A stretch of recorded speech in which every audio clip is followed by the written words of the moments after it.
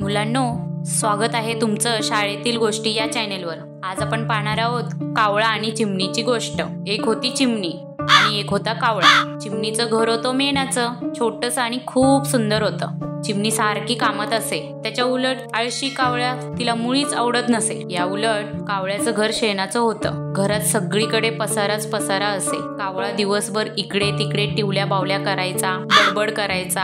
हा खोडकर कावळा कोणालाच आवडायचा नाही। एक दिवस काय झालं, आकाशात मोठे मोठे काळे ढग आले। सोसाट्याचा वारा सुटला, टप टप पाऊस पडू लागला। झाडे भिजली, जमिनीवरून धो धो पाणी व्हायला लागलं। कावळ्याचं घर होतं शेणाचं, तेही पाण्यात वाहून गेलं। कावळा काकडला, आता कुठे जावं बरं? एवढ्यात त्याला आठवलं, चिमणीचं घर आहे शेजारी।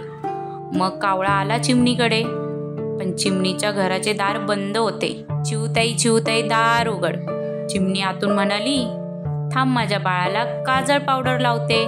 थोडा वेळ थांबून पुन्हा कावळ्याने कडी वाजवली। चिवताई चिवताई दार उघड। चिमणी आतून म्हणाली, थांब, माझ्या बाळाला झोपवते।